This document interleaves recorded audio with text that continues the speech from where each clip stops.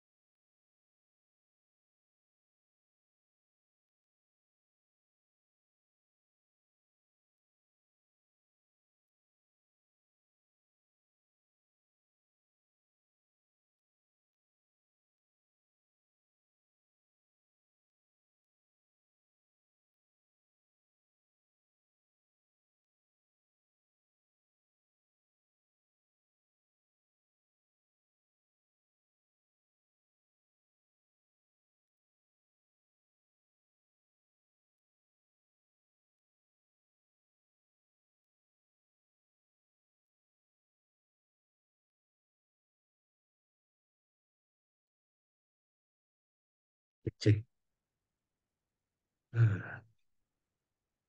Bismillahirrahmanirrahim. Assalamualaikum warahmatullahi wabarakatuh. Waalaikumsalam warahmatullahi. Warahmatullahi wabarakatuh. Waalaikumsalam Pak warahmatullahi wabarakatuh. Mantap. Selamat malam teman-teman. Kita ketemu lagi ya. Mohon maaf sebelum-sebelumnya karena memang ada hal-hal agenda-agenda yang memang kegiatannya saya ditugaskan di hari Rabu. Eh, Tugas yang kemarin, kalau saya lihat dari tugas acuan yang kemarin. Sebelumnya kita mulai dengan doa dulu ya, karena sesuatu yang dimulai dengan doa itu cepat atau lambat bisa membuat atau menjadikan sesuatu itu menjadi berkah. Konon seperti itu. Tapi alhamdulillah saya pun merasakan hal-hal seperti itu ya. Segala sesuatu yang kita mulai dengan melibatkan Tuhan, apapun agamanya, saya yakin, mudah-mudahan teman-teman semua juga meyakini ada sesuatu keberkahan di dalamnya yang akan kita dapatkan, entah itu dalam waktu dekat atau yang kita alami, ataupun di kemudian hari.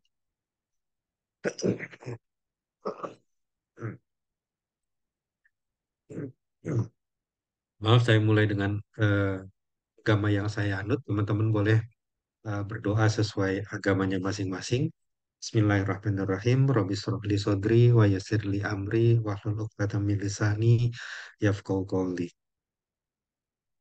Eh, Kalau saya lihat dari tugas yang saya berikan kemarin, tidak sedikit juga teman-teman yang memang belum mengumpulkan ya atau tidak mengumpulkan ya. Sebenarnya itu salah satu indikator bahwa mata kuliah etika profesi ini sebenarnya sudah sangat dipahami oleh teman-teman. Karena memang teman-teman juga kultur budaya Indonesia kan tidak jauh-jauh dari etika ya. Etika kepada orang tua, etika kepada sesama dan semuanya. Teman-teman itu sudah mempraktekkan. Mungkin dari teman-teman yang nggak mencoba apa ya mengerjakan tugas kemarin karena mungkin saya yakin teman-teman sudah mengerti semua. Karena eh, mata kuliah etika profesi ini kurang lebih seperti mata kuliah agama atau bahasa Indonesia lah, yang memang teman-teman ya sudah dijalankan dari waktu kecil sampai dewasa, sudah dipahami banget kurang lebih seperti itu.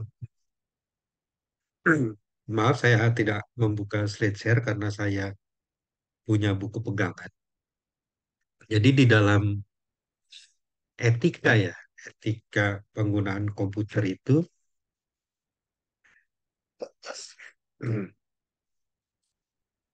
ada 10. Oh ya, hati-hati. Hati-hati Mbak Wildani. Hati-hati di jalan. Nggak apa-apa.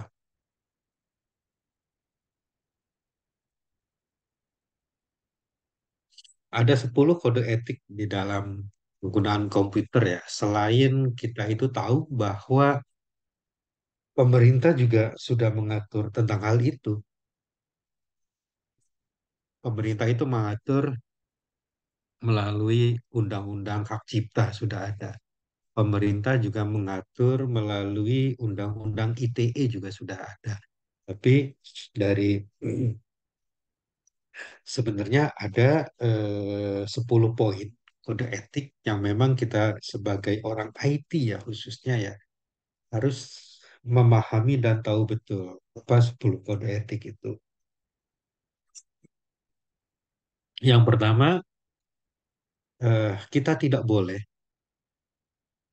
eh, mengklaim atau melanggar, mengganggu hak cipta, hak kekayaan intelektual yang diperoleh oleh seseorang. Kita menduplikasi segala macam tanpa izin ya tentunya. Kita dilarang melakukan tersebut. Kalau dilarang itu apa sanksinya? Sebentar ya, mohon maaf ya.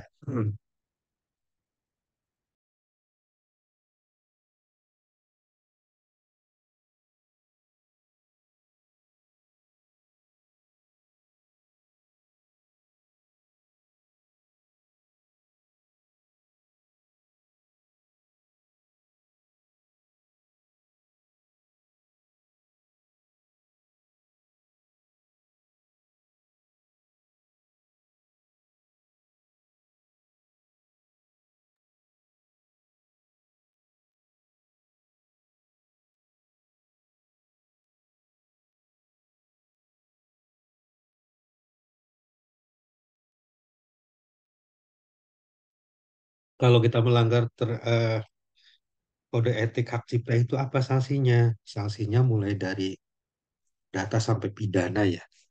Mungkin teman-teman bisa membaca lagi. Kemarin banyak pasal-pasal yang mengatur tentang itu. Yang kedua, kita itu dilarang atau tidak boleh memata-matai atau mengcopy file milik orang lain tanpa izin.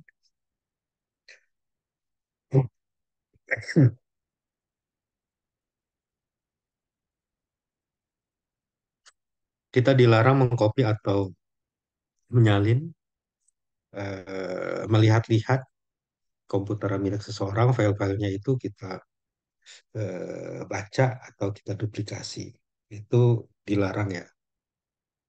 Yang ketiga, dilarang atau tidak boleh menggunakan komputer untuk merugikan, membohongi, atau menyakiti orang lain. Itu tidak boleh ya. Yang selanjutnya adalah tidak menggunakan komputer untuk memberikan saksian palsu. Kayak di persidangan dan seterusnya ya, kita tidak boleh melakukan hal-hal tersebut. Yang kelima, tidak menggunakan komputer untuk mencuri, seperti phishing, seperti ngehack, yang banyak terjadi ya, eh, hack ATM segala macam itu tidak boleh. Atau sekarang itu memberikan tautan di WhatsApp segala macam itu nggak boleh. Tidak menggunakan sumber daya komputer tanpa sepengetahuan miliknya, ini jelas ya. Kecuali memang teman-teman ini merasa menggunakan komputer temannya ini, temannya memang sudah benar-benar bestie, artinya sudah paham banget bahwa ketika saya menggunakan komputer atau laptop teman saya nggak mungkin mencegah atau tidak tidak membolehkan gitu ya. Karena pada dasarnya biasanya kalau teman atau sohib kental itu ya barang kita ya ya barang itu barang milik bersama, boleh dipakai bersama. Seperti motor dan seterusnya ya biasanya kalau besti itu bisa saling pinjem-pinjeman lah.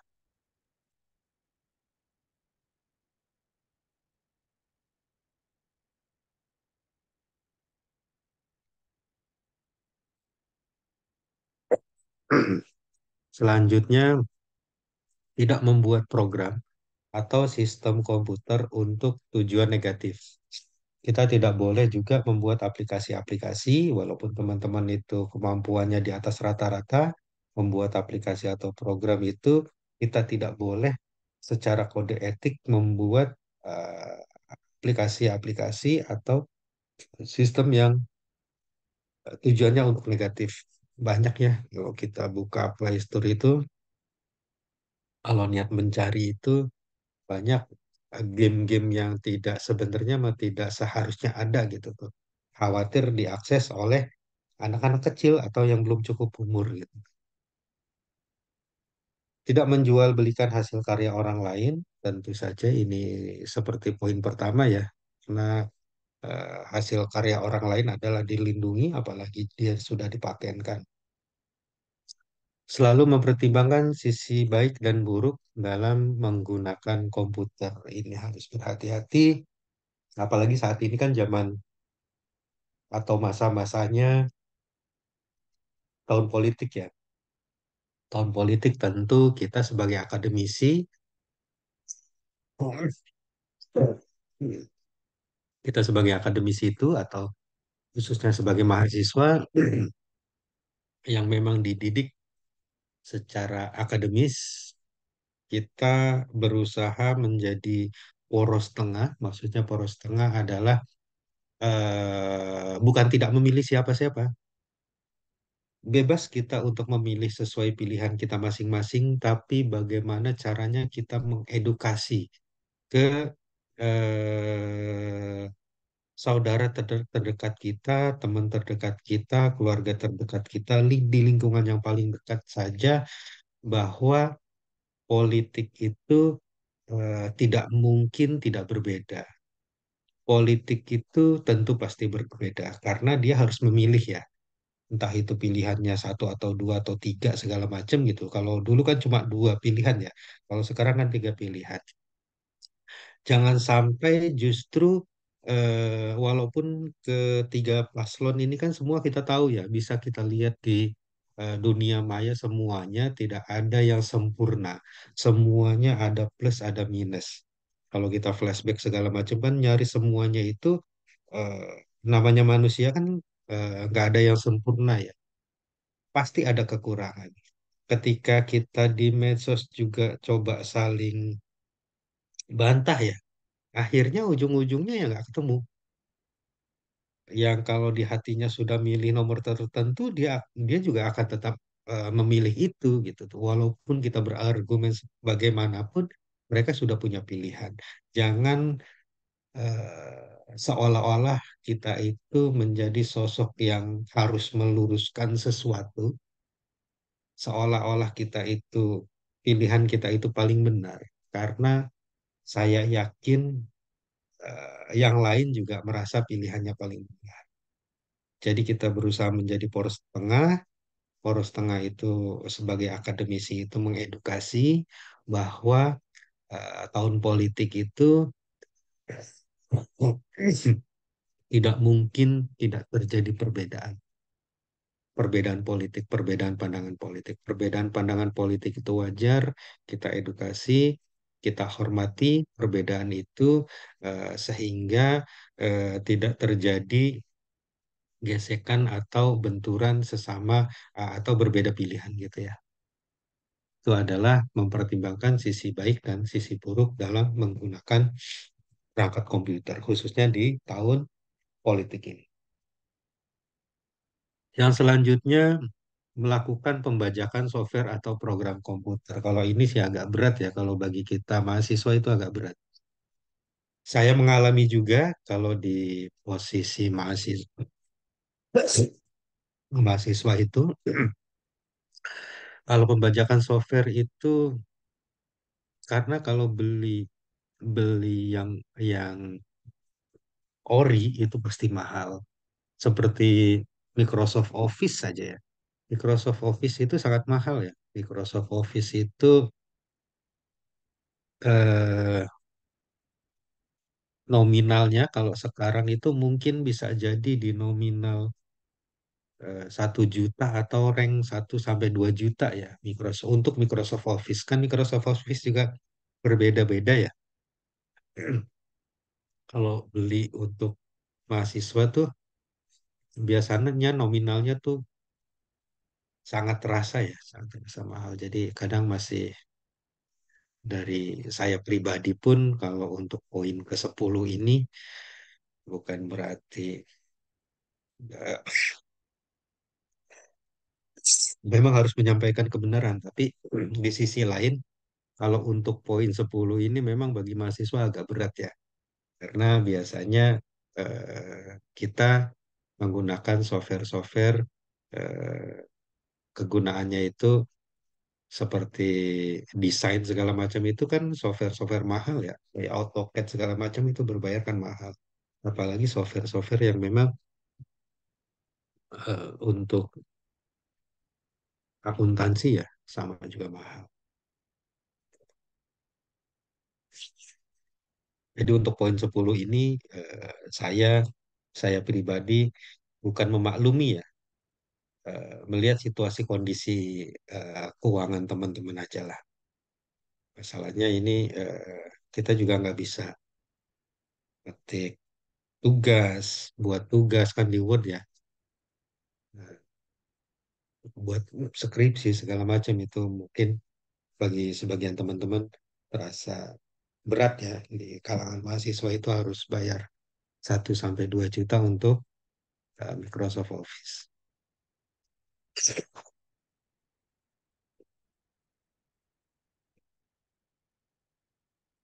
Iya, yang tugas terakhir itu PPT. Sebenarnya kemarin tuh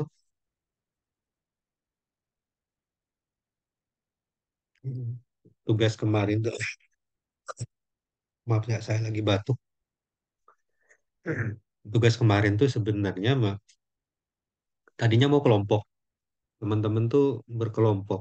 Tapi eh, saya pengen kemarin tuh pengen ngetes teman-teman aja, kira-kira dikerjain atau enggak gitu. Jadi tugasnya kemarin individu saya buat. Berharap satu kelompok itu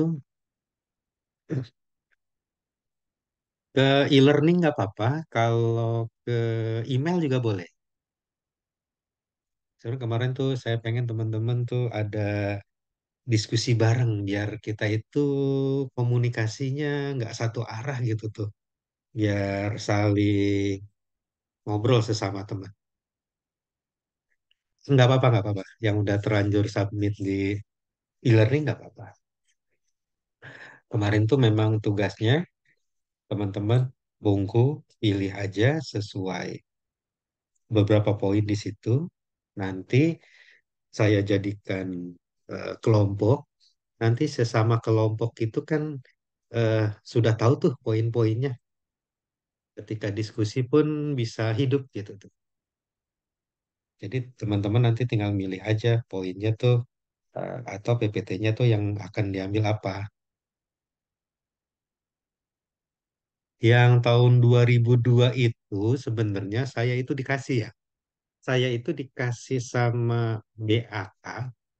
Jadi dia itu, maaf saya kemarin nggak sempet bales WA teman-teman ya, karena WA-nya tenggelam juga sih.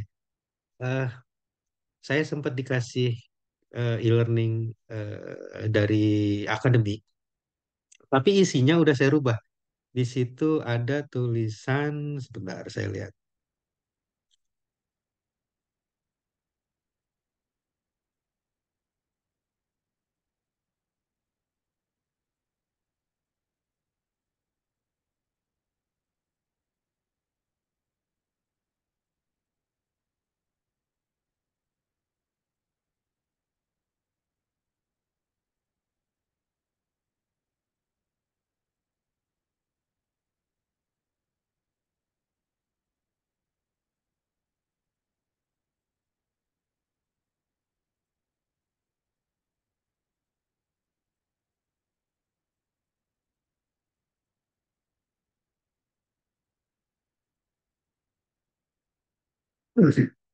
Karena di file materinya pun di PPT materi yang saya masukkan ke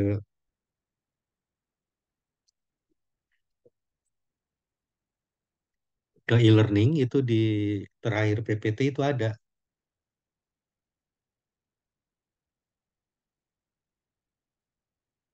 Kalau ini ya hampir sama sih sama ini, tugasnya sama. Karena di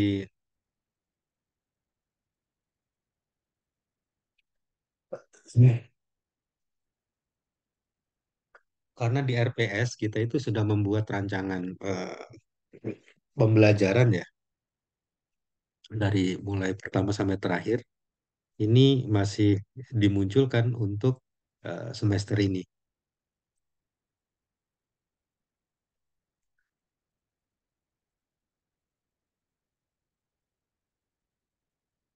Enggak sama. Itu di RPS kita sudah membahas ini di rencana pembelajaran. Kalau di tahun ini tuh materi yang teman-teman dapetin tuh sama seperti tahun kemarin. Belum ada, belum ada, belum ada pembaruan teori ya.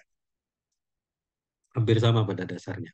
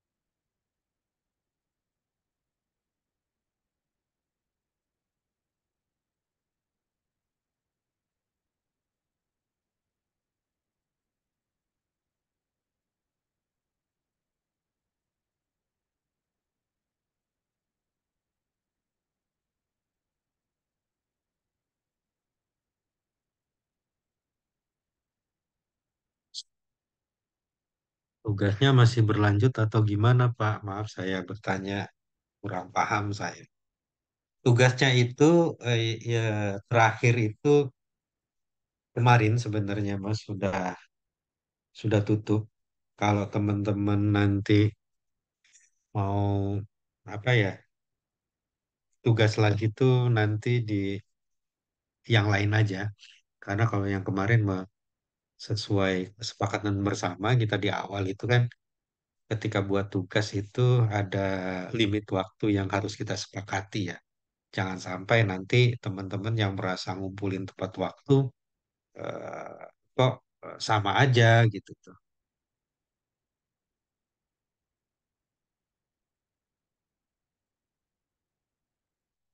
Lanjut ya.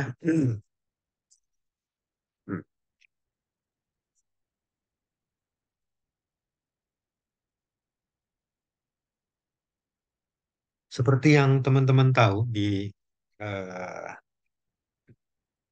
di tugas yang teman-teman buat atau teman-teman semua juga sebenarnya sudah tahu apa itu cybercrime ya. Cybercrime yang kita semua tahu adalah intinya eh, suatu perbuatan atau suatu tindakan yang pastinya dia itu merugikan orang lain, bisa disebut juga melawan hukum. Eh, Cara-cara atau teknik-teknik yang digunakannya itu tentu melibatkan teknologi informasi. Itu yang dimaksud dari cybercrime. Sebenarnya nggak beda jauh dengan, maaf ya, sama ya maling dan sebagainya gitu. Tapi itu kan sudah cara-cara konvensional ya. Jadi kalau kita sebut sekarang maling-maling itu ya biar agak lebih keren dikit ya kita sebut ya cybercrime kayak atau apa kayak biar mereka agak lebih bergengsi kurang lebih seperti itu. Jadi eh, cybercrime itu suatu perbuatan yang melawan hukum dengan menggunakan kecanggihan atau menggunakan teknologi informasi. Motif dari cybercrime ini beragam. Yang pertama, pernah saya singgung ya mungkin ya. Yang pertama adalah teman-teman yang memiliki kemampuan atau teman-teman yang sedang coba belajar itu di titik tertentu, itu biasanya punya keinginan, punya hasrat ingin mencoba apa yang sudah dimiliki. Biasa biasanya teman-teman itu nyoba ngehack segala macam gitu tuh, coba menguji kemampuannya sudah sejauh mana. Ini disebut juga motif intelektual ya. Eh, Tujuannya adalah bukan untuk mencari keuntungan, tapi lebih ke eh, keilmuan ya, menguji keilmuan, menguji kepuasan gitu tuh. Bahwa saya sudah pernah, sudah bisa ngehack eh, situs atau aplikasi kementerian, situs atau aplikasi FBI, atau seterusnya Google. Kalau Google bahkan lebih lebih mantep ya, kalau kita menemukan bug atau ngehack mereka tuh, kita mendapatkan reward, entah itu berupa nominal rupiah atau bahkan dipekerjakan kalau kita memang bagus gitu kan ngehacknya dan seterusnya ya. Kurang lebih ya sama seperti maaf teman-teman SMA ya, pelampiasan teman-teman SMA, cuma teman-teman SMA kadang kebablasan. Mereka itu uji kemampuannya lebih mengarah ke horor ya, lebih mengarah ke nyawa dan itu bahaya ya. Teman-teman SMA ini atau STM ini uji apa ya, kedewasaannya justru dengan mencoba untuk uji kejantanan atau tawuran. Dan ini kalau kita yang sudah melewati fase-fase seperti itu ya, Kalau kita flashback balik lagi ke belakang ya sayang sekali gitu tuh. Melakukan hal-hal seperti itu. Tapi kalau lagi di masanya ya kita juga nggak memikirkan seperti saat ini. Yang selanjutnya adalah motif ekonomi, motif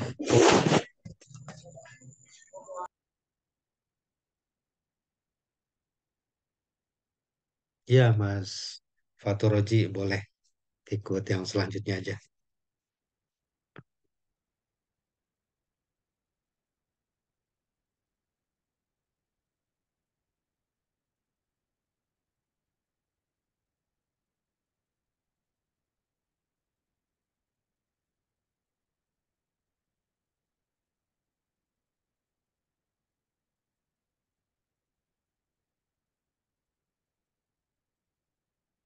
Yang selanjutnya adalah motif ekonomi, motif politik, motif kriminal. Ya. Banyak motif ekonomi ya karena persaingan, persaingan antar perusahaan, persaingan dagang, dan seterusnya ya. Eh, Kalau politik seperti tadi yang sudah disampaikan, motif kriminal juga banyak ya. Motif kriminal di dunia maya itu juga banyak.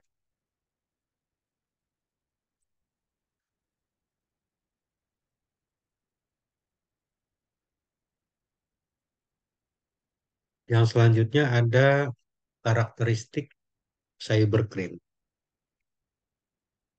Yang pertama ada ruang lingkup kejahatan. Yang kedua ada sifat kejahatan. Yang ketiga ada pelaku kejahatan. Selanjutnya ada modus kejahatan. Yang terakhir adalah jenis kerugian yang ditimbulkan akibat cybercrime itu sendiri. Yang pertama, ruang lingkup dari kejahatan ini ada dua. Yang pertama bersifat lokal atau skupnya kecil, atau yang kedua bersikap global atau menyeluruh. Karena internet itu kita bisa, selagi ada internet itu kita bisa melakukan apa saja, kapan saja, dan di mana saja, tidak ada batasan ruang dan waktu ya. Bisa jadi kejahatan yang kita lakukan atau orang lain lakukan itu dilakukan di luar negeri, tapi kejahatannya dilakukan di Indonesia, katakan seperti itu. Atau dibalik, seperti yang dulu pernah terjadi kalau di teman-teman Jogja ya, pernah gempar ya dulu. eh, ada mahasiswa Jogja itu yang melakukan transaksi pemesanan dari luar negeri, ya barangnya datang, barangnya mewah-mewah segala macam.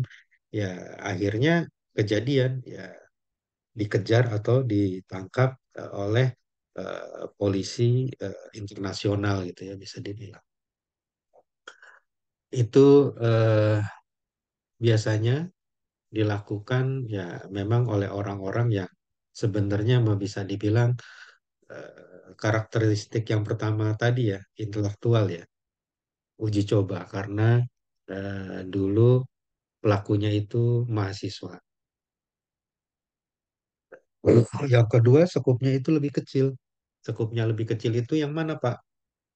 Sekupnya lebih kecil itu ya bisa jadi sekup kita memakai atau menggunakan komputer orang lain tanpa izin tadi. Atau sekup di lingkungan perusahaan kita, instansi kita, tempat kerja kita, kita bisa bisa menduplikasi file-file yang memang terhubung ke jaringan perusahaan kita atau kantor kita gitu. Pelaku kejahatan, selanjutnya karakteristik ini ada pelaku kejahatan. Pelaku kejahatan ada yang bersifat lebih universal. Kejahatan dilakukan oleh orang-orang yang menguasai penggunaan internet beserta aplikasinya. Ini terjadi di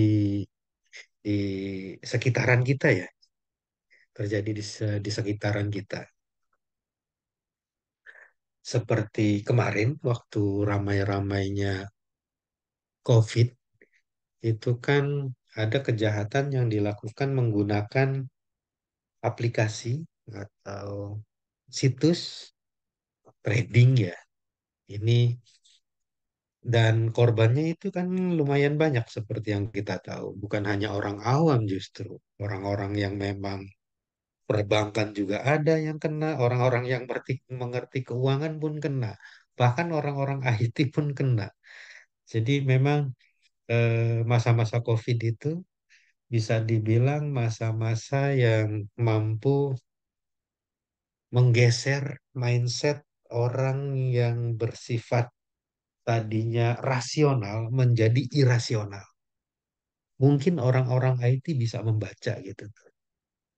Sebenarnya bola ini apa ya? Bola ini adalah penipuan, gitu. Tapi ketika di situ orang-orang yang memang menguasai penggunaan internet sama aplikasinya ini dia tahu secara psikologis target-target mereka. Makanya secara psikologis si korban ini akan dicoba ditarik menggunakan metode MLM. Jadi contoh di kantor ada yang ikut trading, mereka itu terus di-push pendapatannya sehingga dia cepat atau lambat akan membawa teman-teman di samping-sampingnya atau bahkan keluarga-keluarganya untuk ikut mendaftar atau untuk ikut join. Apakah si orang pemilik aplikasi ini tidak membaca data? Tidak membaca data, saya yakin mereka lebih memahami. Saya yakin mereka lebih berpengalaman gitu tuh.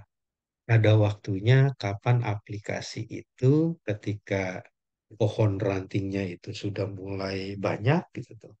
Dia cepat atau lambat akan menutup aplikasinya itu. Makanya mereka itu sedikitnya kita terkecoh ya. Mereka berikan grup WhatsApp untuk berkomunikasi sebenarnya mau untuk memantau pergerakan kita. Bukan untuk kita harus buy, harus apa itu istilahnya saya kurang begitu paham. Tapi intinya orang-orang yang pintar sekalipun kemarin di masa-masa COVID rasa rasionalnya itu karena terpojok oleh keadaan banyak yang mulai bergeser gitu tuh ya.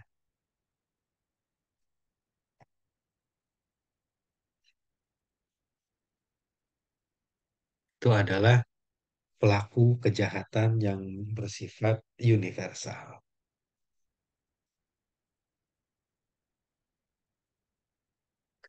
Atau bisa dibilang juga sama ya, pinjol juga ya.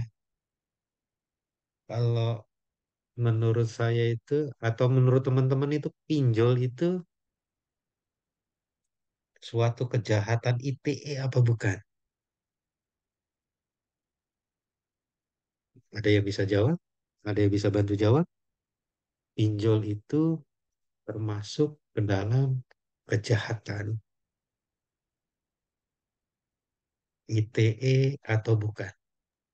Kalau dipakai dengan benar, harusnya Mm-mm. enggak sih. Dipakai dengan benar itu gimana, Pak? Menarik eh nih.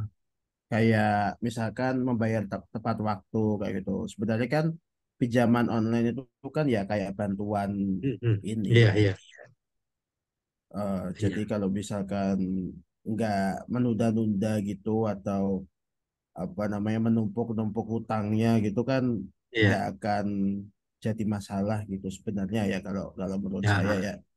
Cuman karena penipuan-penipuan yang mengatasnamakan pinjaman online ini sudah termasuk itu sih termasuk kejahatan online sih. Yang oke, oke, oke. penipu-penipu dan yaitu yang minta KTP sama foto wajah kayak gitu terus tiba-tiba didaftarkan kayak gitu itu udah termasuk itu sih kalau menurut saya. Iya, Ini iya, izin Pak. iya. Ya, monggo, monggo.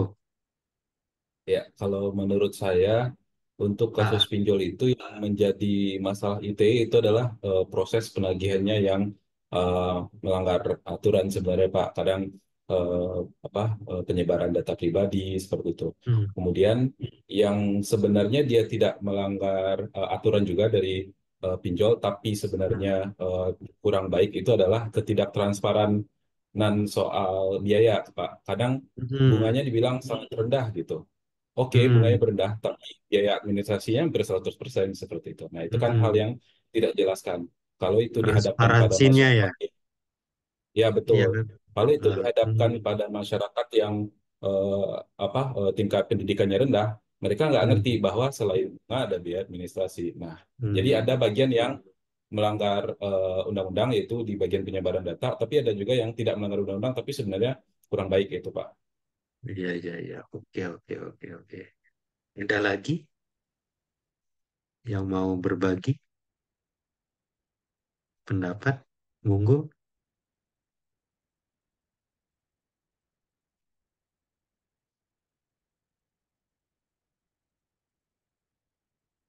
Bang Galih mungkin 50-50 ini gimana maksudnya Bang Galih? 50-50, Pak. Ya gimana tuh maksudnya?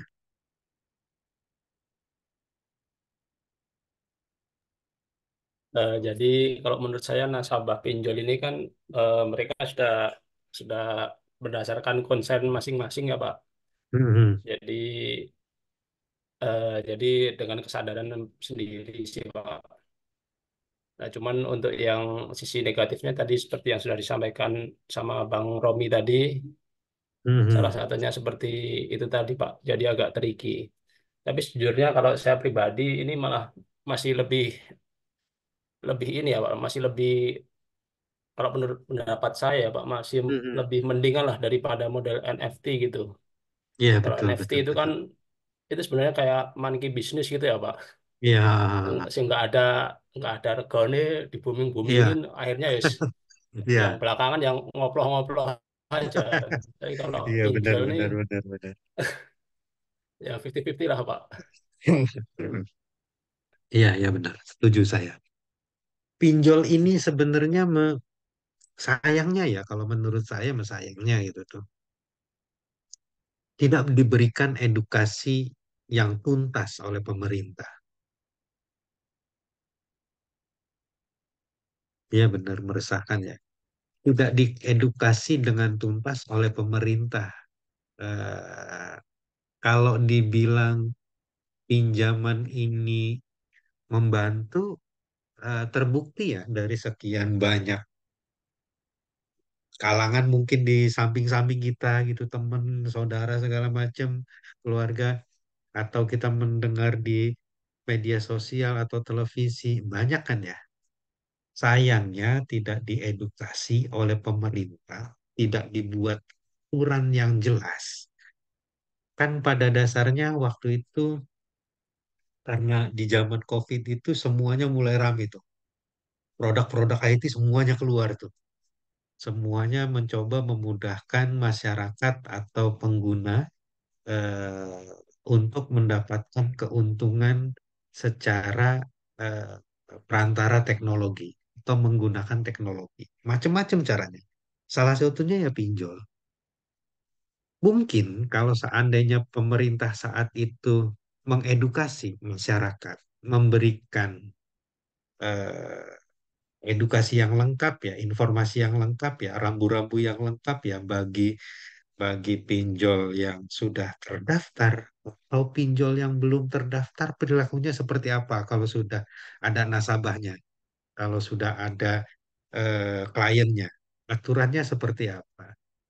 Cuma sayang banget ya kemarin itu kan akhirnya di ujung-ujung itu kan eh, Menko Polhukam menyampaikan bahwa pinjol tidak usah dibayar. Tapi faktanya kan di lapangan tidak bisa demikian gitu tuh. Faktanya tidak bisa demikian, masih ada yang coba untuk masih ada yang bunuh diri, masih ada yang ditagih, masih ada yang ripuh di medsos gitu segala macam. Ketika ditagih, ditanya mana surat penagihannya, surat tugasnya segala macam kan.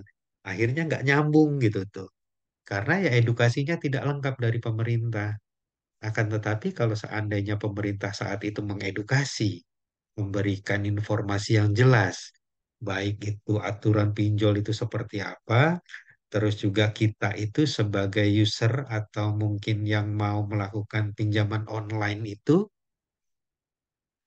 hak dan kewajibannya itu bagaimana, selain aturan di pinjol ya, maksud saya ya, ada aturan penengah dari pemerintah itu yang memang memberikan aturan seperti kita di aturan perbankan ya.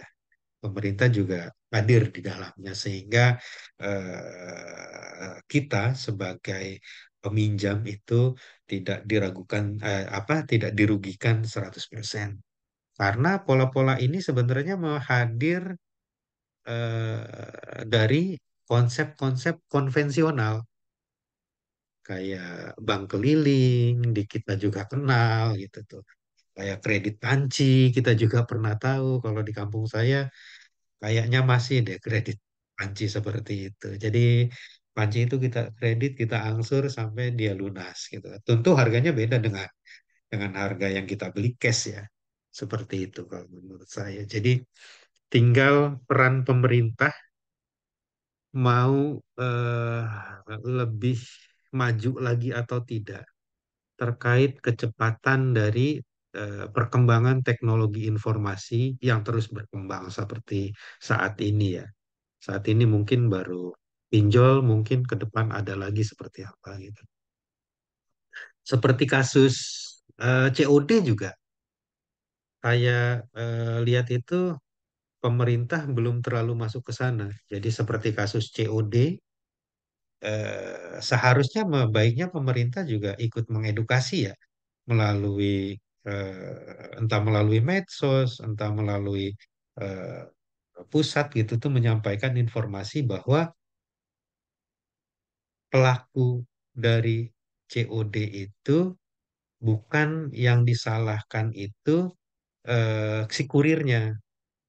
Kenyataannya kan banyak yang terjadi di lapangan itu akhirnya yang dipidanakan atau yang dikena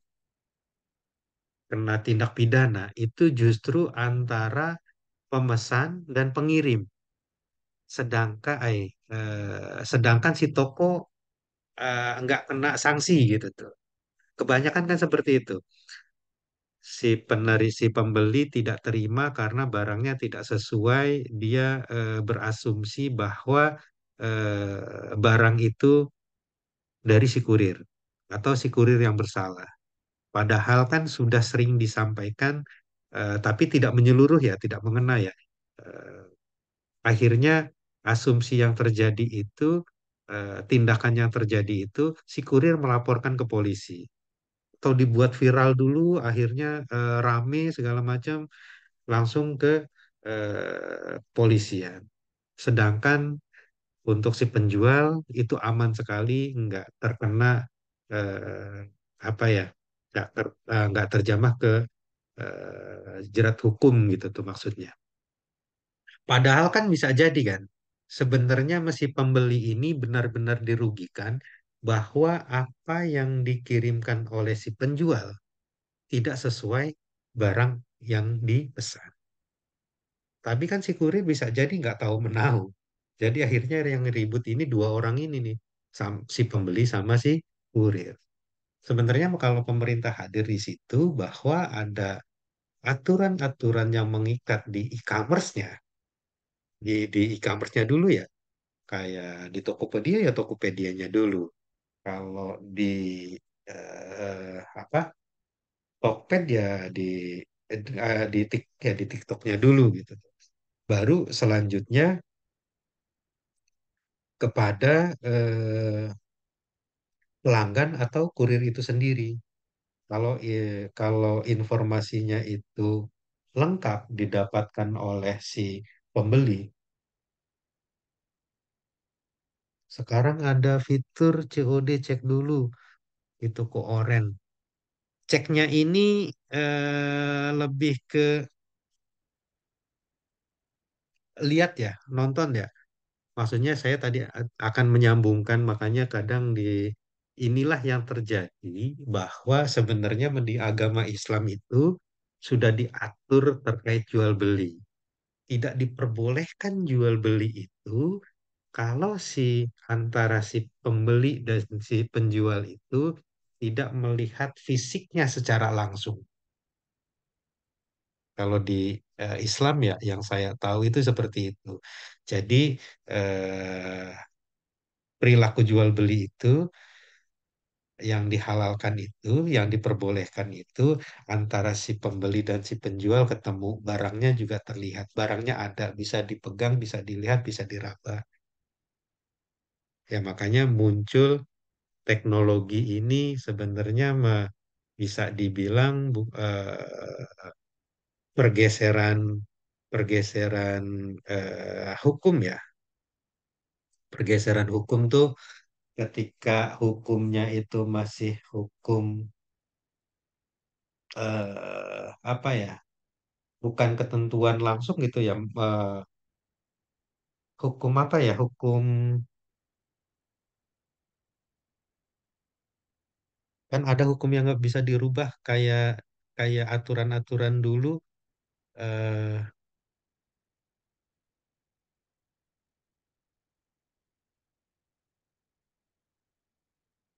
aturan rambut tuh. Saya lupa tuh. Zaman dulu kenapa kita nggak boleh disemir hitam karena orang-orang dulu itu ketika rambutnya putih itu disemir hitam. Sekarang kan sudah berbalik ya. Orang-orang barat itu, orang-orang luar itu tidak lagi menyemir hitam tapi merah, hijau, biru segala macam. Ada fatwa yang mengatakan bahwa sekarang boleh disemir hitam. Buat kita yang muslim ya.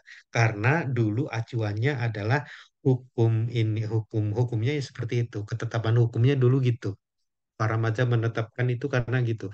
Ah, dulu kita nggak boleh disemir hitam karena memang orang-orang non-muslim itu menyemir sesuatu atau rambutnya itu yang putih itu dibuat hitam. Kalau sekarang kan sudah terbalik. Kalau sekarang kan sudah tidak dilakukan seperti itu. Mereka bukan cuma menyemir dengan hitam, tapi merah, hijau, kuning, oranye, dan sebagainya ya. Enggak masuk saya. Itu tuh termasuk hukum apa ya? Hukum fikih ya. Hukum fikih kan tergantung situasi.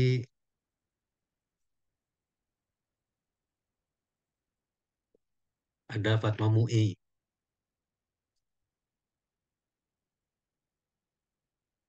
Iya, pastinya harus ada salah satu kalau di kita kan MUI ya.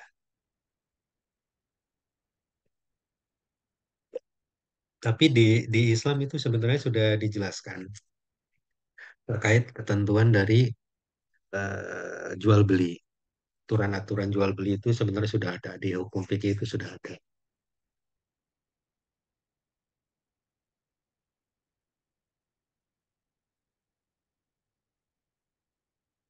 Jadi hukum fikih itu oh, hukum yang memang ketetapannya, ketentuannya berdasarkan acuan Al-Quran dan hadis dan turunannya gitu tuh ya. Selanjutnya, ya setahu saya sesuai 5 mazhab yang kita ketahui.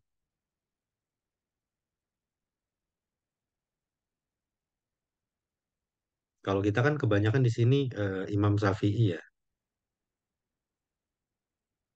Seperti seperti bank kan dulu di Arab Saudi juga mengharamkan ya. Tapi fatwa terakhir itu bank seperti di kita pun banyak ustadz-ustadz atau kiai-kiai tidak mengharamkan bank. Coba kalau kita hidup di orang tua kita dulu gitu kan, makanya orang-orang tua kita banyak menyimpan duit itu eh, di celengan atau di tempat-tempat besar, tidak menyimpannya di bank. Kalau sekarang ya mungkin sesuai situasi kondisi gitu tuh, atau mungkin sesuai kajian terbaru bahwa untuk bank itu sekarang udah dihalalkan gitu tuh. Makanya pihak bank juga mensiasati ada bank syariah segala macam ya. Tapi banyak kiai dan para ustadz itu kan sekarang yang kita lihat di medsos itu banyak masih ada perdebatan tapi tidak terlalu banyak seperti dulu ya. Bahwa ya bank itu ya halal gitu.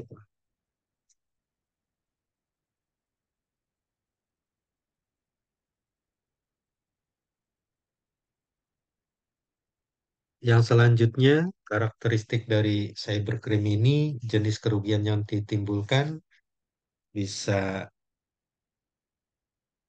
bersifat materi ataupun non-materi.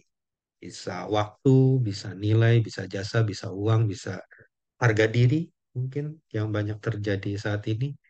Martabat bahkan kerahasiaan informasi ya seperti Pak Romi tadi sampaikan, kerahasiaan informasi itu akhirnya bisa terjual bebas atau kontak dan nomor pribadi kita eh, bisa dihubungi siapa aja tergantung dari pihak pinjol tadi ketika menyebarkan data dan informasi kita. Salah satu kerugiannya ya mungkin kita bisa di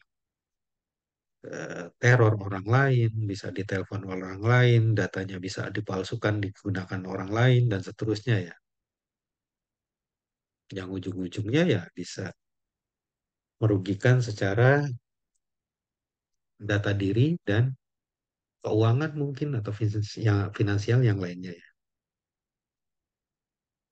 Yang selanjutnya di ruang lingkup kejahatan komputer ini, yang pertama ada instrumen untuk melakukan kejahatan tradisional seperti digunakan untuk melakukan pencurian, pemalsuan data, sama pemalsuan data melalui internet, atau bahkan kejahatan-kejahatan pornografi ya atau prostitusi online seperti yang marak terjadi.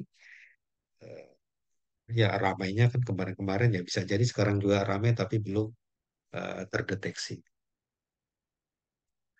Yang kedua, komputer dan perangkatnya sebagai objek penyalahgunaan.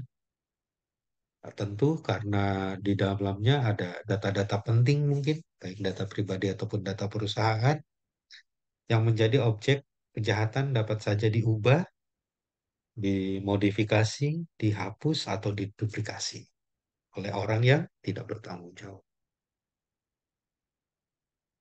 Yang selanjutnya, penyalahgunaan yang berkaitan dengan komputer atau data, manakala komputer atau data-data ini terdapat di dalam komputer, digunakannya secara ilegal atau tidak sah, atau menyalahgunakan ketentuan-ketentuan yang memang sudah diatur oleh pemerintah.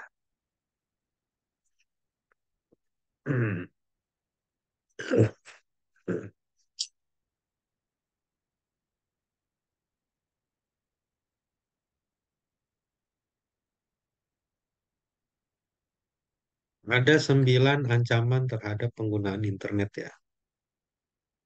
Menurut Bernstein dari tahun 1996, yang pertama itu menguping, yang kedua itu menguping itu memata-matai tadi ya. Yang kedua adalah menyamar, yang ketiga adalah manipulasi data, data manipulasi, menduplikasi, kesalahan penyampaian juga termasuk di dalamnya ancaman terhadap penggunaan internet ini. Yang selanjutnya ada jebakan atau trojan. Trojan itu virus ya, salah satunya. Mungkin teman-teman juga tahu. Kalau saat ini mungkin nggak terlalu rame kayak dulu ya. Kalau dulu itu banyak sekali memang orang-orang itu sengaja buat virus. Makanya Indonesia itu membuat Semadaf itu setahu saya karena dulu banyak virus sekali. Banyak virus yang dikirimkan dari internet sehingga PC-PC waktu itu banyak proses yang nggak jelas, banyak proses yang di CPU itu banyak sekali tapi tidak tahu itu proses apa. Maksudnya tidak tahu itu dalam artian si pengguna itu tidak mengetahui bahwa aplikasi-aplikasi yang berjalan itu memang aplikasi yang dia install. Jadi CPU-nya itu, CPU, memori itu eh, merah semua. Cara tandanya merah itu kalau teman-teman lagi di depan laptop itu biasanya tentu saja kontrol ALT del. Biasanya dia akan menampilkan eh, indikator dari eh, kerja dari laptop teman-teman sendiri. Biasanya ketika dikirimkan virus worm itu, CPU-nya seolah-olah dia bekerja banyak gitu, banyak memproses. Memorinya juga penuh. Sehingga mengakibatkan laptop atau PC kita itu tuh bisa ngehang atau bahkan tidak bisa digunakan. Pernah kejadian itu teman saya itu dulu gitu. Jadi walaupun udah di restart itu beberapa menit kemudian laptopnya lambat lagi. Dilema ketika mau diinstal ulang pun banyak data yang penting dulu itu. Walaupun kadang datanya dipindah gitu ya. Datanya dipindah dulu, kalau dulu sih masih masih zamannya flash disk ya, belum hard disk eksternal ya. Masih zamannya flash disk, jadi si flash disknya itu ya di scan gitu tuh. Cara terakhir ya seperti itu, install ulang. Yang selanjutnya penolakan terhadap pelayanan, denial of service ya, itu beberapa eh, ancaman terhadap pengguna internet berdasarkan dari Bernstein dari tahun 1996.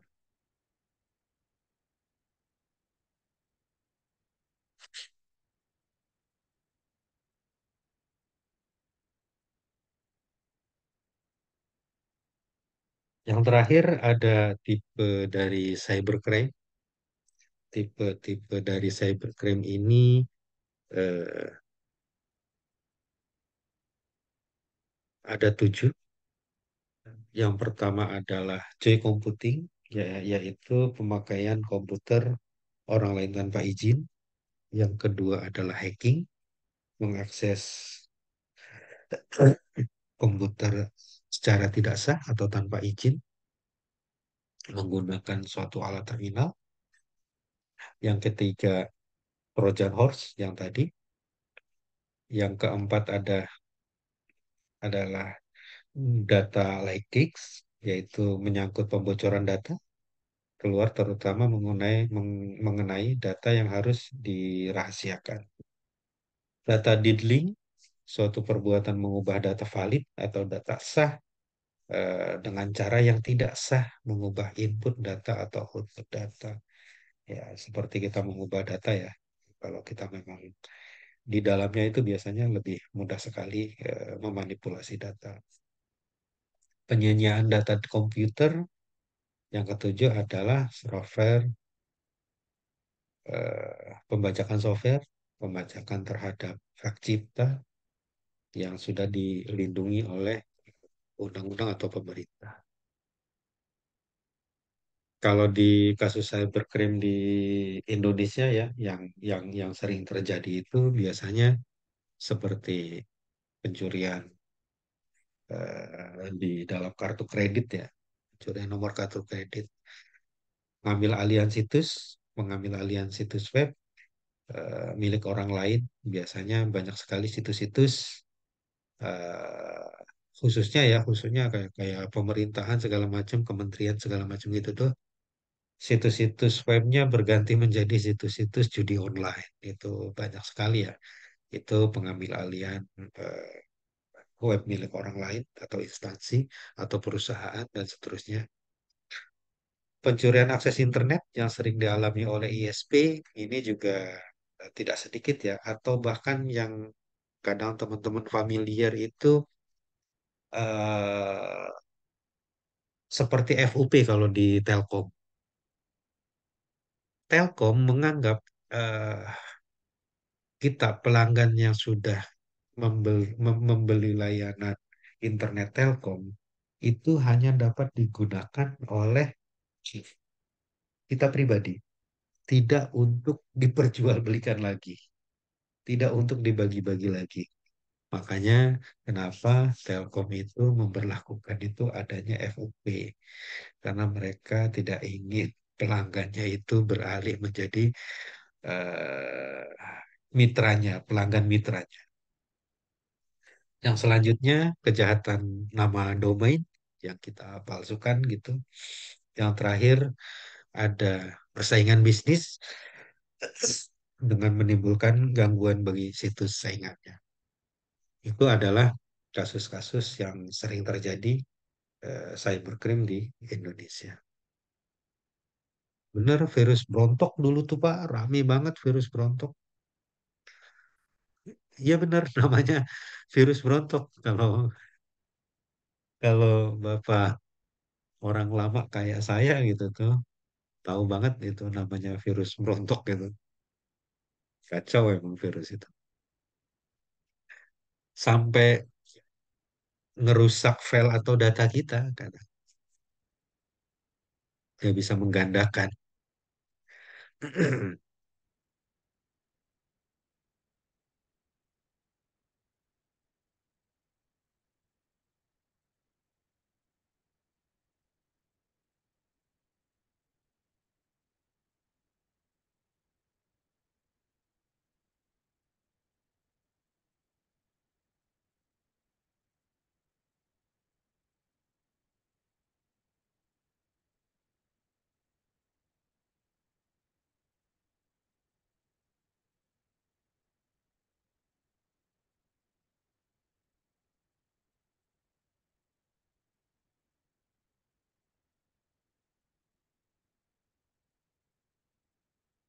Absen ya, takut kelupaan.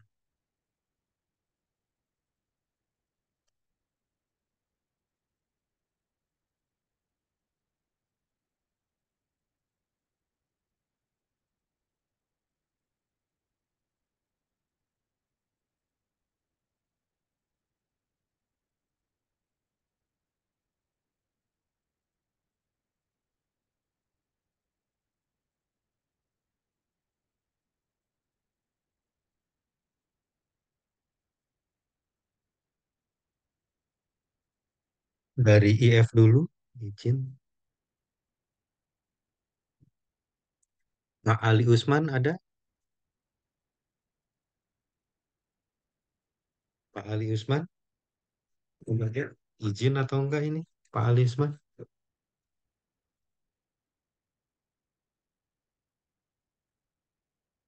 Enggak ada ya Pak Ali Usman. Pak Habibie? Pak Habibie ada? Kosong juga ya Pak Habibie. Ilham Hamdi Eka Putra. Hadir, Pak. Hadir ya. Ya, Pak. Masih, Pak. Siap. Mbak Ita Izin Krisnawati. Pak, Edi dimasuk Pak. Suara siapa itu? Senior saya kah itu? Izin Pak, masuk Pak, saya Pak. Oh iya, senior saya. Ternyata sengaja saya lewat. Ternyata nyaut juga. Siap, perintah senior.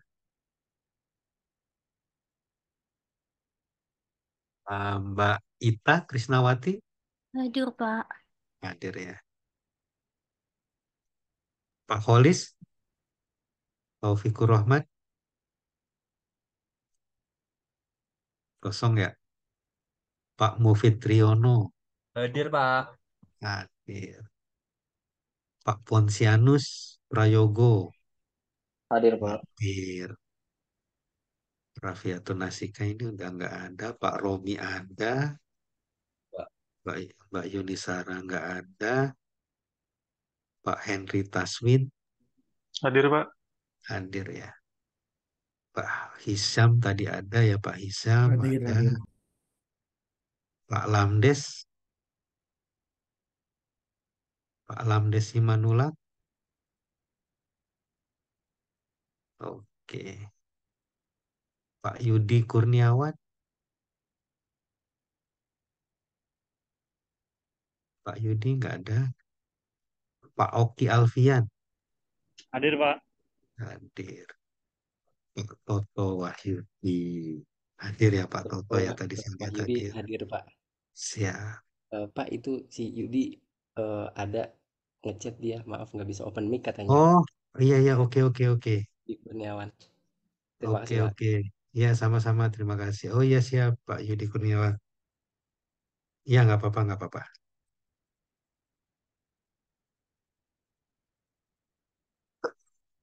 Senior saya Kang Edi Rasidi hadir. Mantap.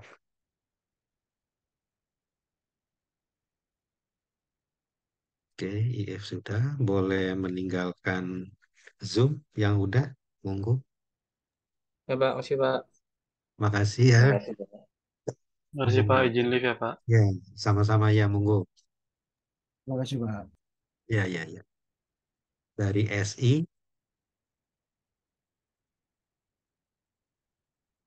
Mbak Alisa Nurhafsah Hadir. hadir. Pak Adrian Marcelino Pak. hadir ya. Hadir, Pak. Iya. Pak Angga Aditya hadir. Oke, Hadir. siap, siap. Mas Angga. Aprilian Dwi Cahyo hadir Hadir ya. Pak. Siap.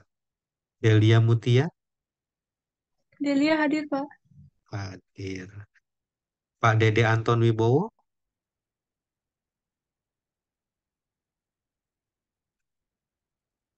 apa ada? Muhammad Faturoji F. Oke, Faturoji. Dede Anton nggak ada ya? Fajar Nur Sidik biasanya ini satu paket nih. Fajar, Jalu Hadir, Pak. hadir ya. Iya, Pak. Ini temennya kemana ini?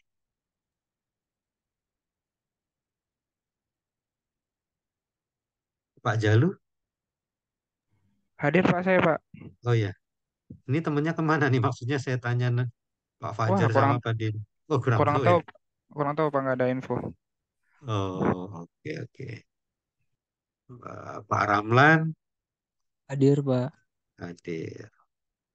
Pak Hikmal, Muhammad Hikmal, Hadir, Pak. oke. Muhammad Ajam, Hadir, Pak. Jadi Busway. oke. Mbak Nada, Nahda Hadir, Pak.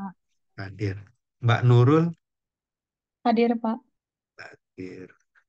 Mbak Putri Dea Amanda Hadir, Pak. hadir. Mbak Widuri Hadir, Pak. hadir. Mas Ikrom Nurrohim Ya, ya hadir Pak. hadir ya. Oke, monggo yang mau live silahkan takut ada keperluan. Sudah Pak Faturoji. Oke,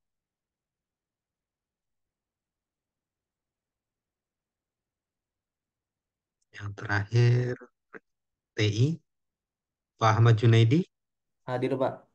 hadir. Pak Aji Sabto Cuti ada Pak. Pak Aji Sabto. Oh, cuti ya. Iya dia sudah ngajuin sih, tapi dia sayangnya di pertengahan ya. Tapi teman-teman sudah tahu dia cuti. Setelah masuk semester pelajaran sih Pak, belakangan tahunnya. Oh, belakangan ya. Iya, dia tuh minta permohonan cuti, tapi memang eh, sudah melebihi masa masa ini cuti ya, sudah di tengah semester gitu tuh. Oke, oke. Pak Alexander tadi ada, Hadir Pak. ya. Mbak Desi Hadir, Pak. hadir. Pak Didi Hadir, Pak. hadir. Fatah.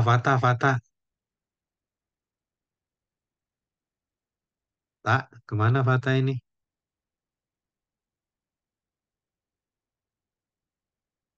Fatah Fali. Kabur, Pak. Waduh, kabur. pelanggaran Fata Vale nih. Yang digadang-gadang apa? Prof. Ono kok kabur. Fatih Muhammad Salahuddin. Ada Pak Fatih? Pak Galih Anggoro? Hadir, Pak. Hadir, siap. Pak Kisah ada? Ada Pak. Hadir. Ya oke. Pak Josafat? Pak Josafat nggak ada ya. Pak Kusmunadi? Munandi? Hadir, Pak. Munandi hadir. Pak Melkianus? Hadir, Pak. Hadir. Muhammad Yahya? Muhammad Yahya kosong. Muhammad Farhan Setiawan hadir ya Pak. Oke. Hadir. Putri Meliana Sari? Hadir, Pak. Oke. Raden Ahmad Fauzi? Hadir, Pak. Mbak Rafifa Adila? Hadir, Pak. Mbak Ria Puji Astuti? Pak. Mbak Sofiatun? Hadir, Mbak Pak. Sofian Hadir, Pak. Fatakun aja, sorry. Ya, terima kasih. Hadir, Pak. Iya.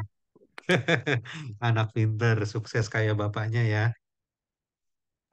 Amin, Pak. Amin. Amin. Pak Wildani? Kosong ya. Mbak Yuli Widada?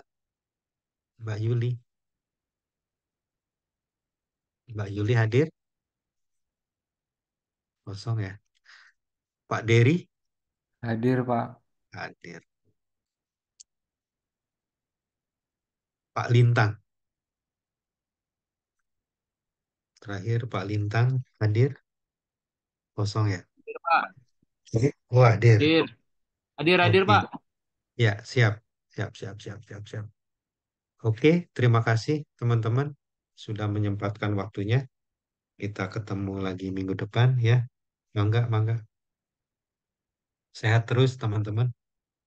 Waalaikumsalam warahmatullahi wabarakatuh. Waalaikumsalam. Makasih, Pak. Makasih, Pak. Terima kasih. Senior, pulang senior. Hadir, Pak. Makasih, Pak. Selamat malam.